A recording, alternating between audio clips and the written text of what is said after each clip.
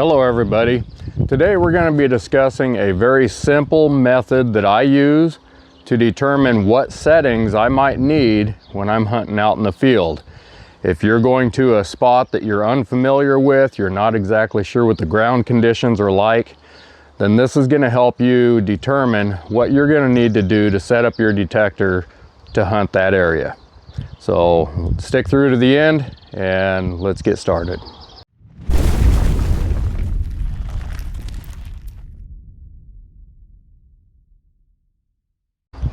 Okay, for this illustration, I'm going to be using the Minelab Equinox 800, and this is going to work for the entire Equinox series as well as other detectors out there.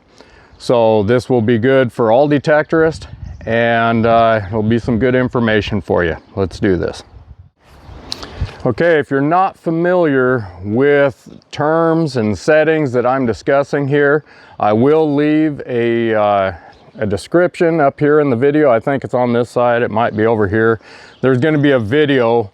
Be sure to go and watch that video to familiarize yourself with the Equinox 800, 600. It's basically the entire Equinox series. Go get familiar with that, and that way you can follow along in this video. So with that being said, let's power on the detector. It's a little bit windy out here today. I've got my cordless mic on. Hopefully the audio will come through nice and clear. So I'm going to have the volume up on my detector so you guys can hear what's going on here. Hopefully it's not too loud. As a matter of fact, I might just adjust that down a little bit. Hopefully you guys can hear me and the detector as well. All right, so the first thing I'm going to do is I'm going to choose which mode that I want to hunt in. So let's say that I want to go to field 2. I'm going to choose field 2 to hunt in this area because maybe I want to find smaller items in this area. It's more sensitive to the smaller targets. That's what I'm looking for, coins on edge, stuff like that. At that point, the first thing I want to do is I want to do a noise cancel. Actually, what I would rather do is set up my sensitivity. So you can hear the detector chattering right now. My sensitivity is too high. So what I want to do is make sure that I lower this down .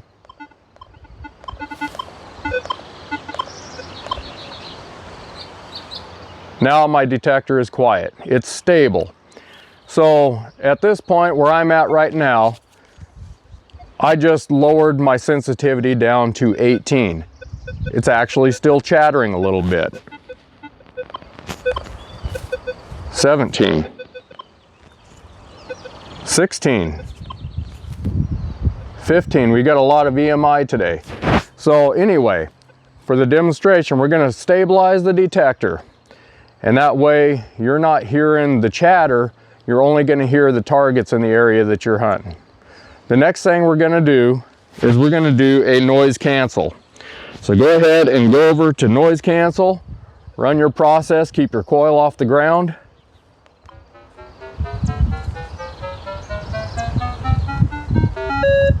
Okay, we've got the noise cancel done. Now, from that point, if you want to, you can check your sensitivity again. Nope, it's going to have to be right where I set it. The EMI is pretty heavy today.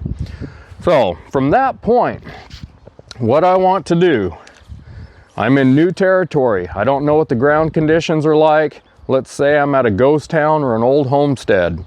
The first thing I want to do is go to the horseshoe button here, right there, turn on the all metal mode. Once you have all metal mode on, then you can start searching the ground. Let me turn up the volume here so you guys can hear what's going on here.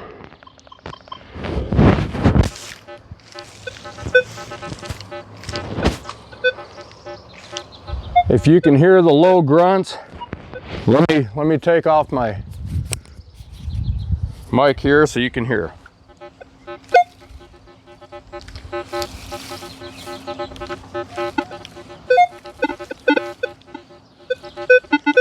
So you hear those low grunts. Let me put this back on. You hear the low grunts in between the little blips and stuff like that. Those are iron targets down there. If you have a lot of iron in the ground, then you're gonna need to make some adjustments with your metal detector.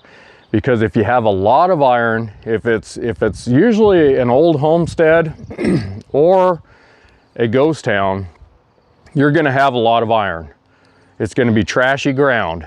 And so what you're gonna need more than depth is separation. So in order to get that, knowing that you have a lot of iron targets in the ground, in order to get that separation and hear the good targets in between the iron targets, is you're gonna need to increase your recovery speed. So in order to do that, you're just gonna scroll on over to recovery speed, the last one there, the one on the very last, and you're just gonna bump that up. Don't go too much on this though, you guys. So just do it one notch at a time. See how that works for you.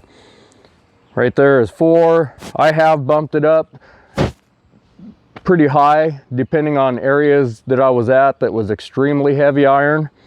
But the problem with increasing your recovery speed is you're actually losing a little bit of depth. So you want some depth, but in a real trashy area, your separation is far more important than your depth is. Because if you cannot penetrate through the iron, you're not going to hear the targets anyway. So go for the separation. Another thing you might want to do is, if you have it available, put on a 6-inch coil if you have real heavy iron, trashy ground. That's also going to give you better separation. And for everything, you guys, if you're looking for an Equinox, if you're looking for a 6-inch coil, that's my gold ring you're hearing there. Get a hold of Dan Willis at outlawmetaldetectors.com and he'll set you up. Tell him that Sodbusters Metal Detecting sent you, and he'll be happy to work with you. But anyway, a 6-inch coil, a little bit of a higher recovery speed, and that's going to give you better separation. So if you're in the all metal mode and you sweep the ground and you're not hearing a lot of iron, feel free to drop that recovery speed down to lower numbers. That way you're increasing your depth. You'll get more depth with a lower recovery speed, less depth with a higher recovery speed. You're going to get less separation with a lower recovery speed. You're going to get better separation with a higher recovery speed. So give that a shot, you guys. I guarantee you that if you're in an iron field looking for coins and stuff like that, you're going to do far better with the separation than you will depth. Give that a shot. Let me know how it goes, and leave a comment, subscribe, share this out, you guys. Help my channel out here. If you share it out, comment, like, subscribe, all that stuff you hear about in every YouTube video, it'll really help my channel out. I appreciate it. You guys take care. Let me know about your questions. I'll be happy to answer anything that you may have a question about in this video. And also, feel free to jump on over to Sodbusters Metal Detecting Facebook group, and you can communicate with me there as well. Good luck out there in the field, you guys. I appreciate you all.